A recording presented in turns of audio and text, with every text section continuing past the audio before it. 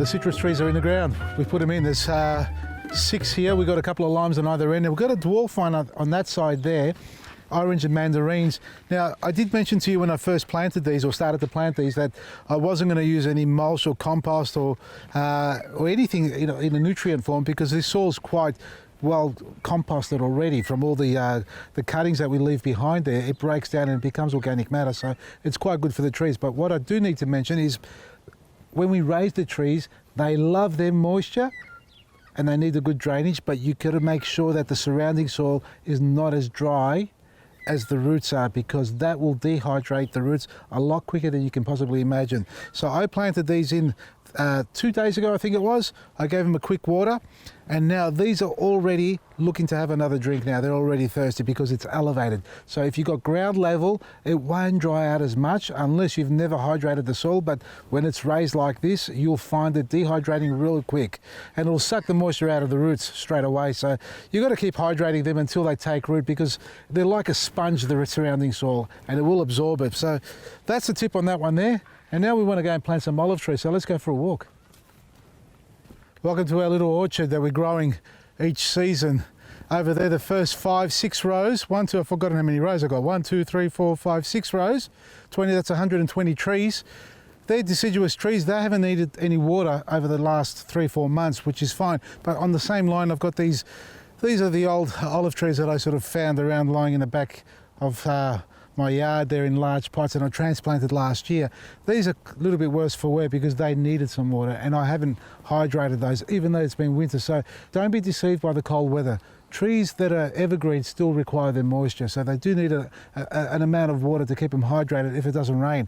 Now I've got to give those a light prune back later on, because you'll see that the ends of the tips of the branches have all sort of dried off a bit. That's because of the high winds that we get and the fact there's a lack of moisture in the ground there too. But as far as the rest of the trees and even the olive trees are concerned, we are going to be composting them very soon. So I'm going to show you how to top dress and mulch them in so we can keep them hydrated and ready for springtime. It's about now that we start to do it. So I've got a couple of weeks to do it. But in the meantime, you can see over here, we did a mower strip across the pathway here to create our line, because I've only stepped out where I'm going to position these trees. I'm not using a tape measure or even a string line anymore. It's all by eye, a little bit off here and there doesn't matter, because this is all nature. Nothing's perfect in nature. Actually, nature is perfect. I think it's the human race that's not perfect at the moment. So what we're going to do is space these out about 6 metres apart, because I'm going to keep them low, but I'm going to keep them wide. The aim with an olive tree, as you should know by now, is that if it grows straight up, you're not going to get any fruit. So you don't want a tall tree, you want a wide tree, you want it weeping over. If you've ever been to Italy and Greece and you see the mountainsides there, they're all short trees. They're 100 years old, 200-year-old trees, but they're opened up in the middle. So there's a huge open space, lots of airflow, and the branches are weeping over sideways like that, where the fruit comes off. And that's what we're going to do with these. So not a lot of compost either. So I'll tell you all the things I'm going to do here. I'm going to rotary hoe the hole, pull out some of the weeds, not too much of it. I'm not too concerned because they'll break down over time. I'm going to add a little bit of chicken manure in there, a little bit of straw, a little bit of blood of bone, black grit, most important, the black grit.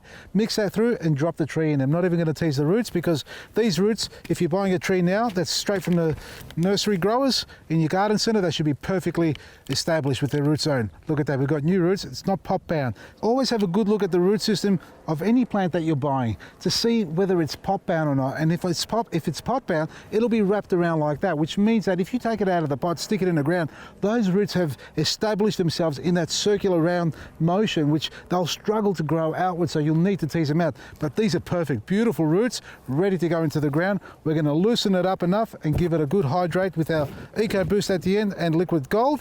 And then we're going to irrigate it, which we'll show you later on in the season as we go through, and compost and mulch, so we can have a wonderful crop, and prune, because look at this. This is growing straight up. I don't need that. So I'm going to plant all these in the ground.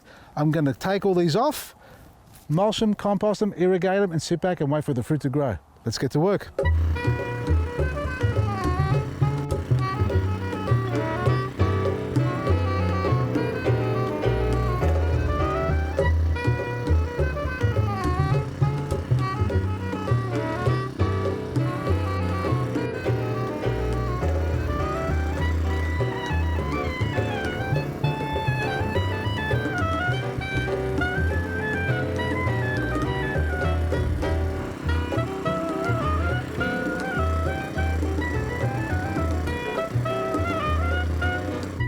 So, a little bit of chicken manure, a little bit of blood and bone, and this isn't for Jack or Cara,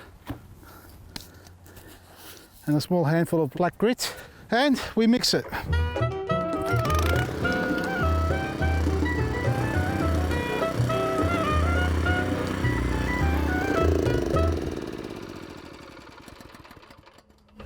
Now we plant it, because we've got no shovel. Look how soft that is. Look at that, we don't even need a shovel. Now what I'm planting here, and I haven't mentioned to you, yeah, it's an olive tree, but it's UC 13A6. It's a beautiful, large, golf ball size olive. Perfect for the table. And our mulch on top, folks, to give it a nice protection from the hot and cold and keep it hydrated. And don't forget your EcoBoost and Liquid Gold to give it a fighting chance to grow big, strong and healthy and give you lots of fruit and flowers. From me, Vasily, Maresi.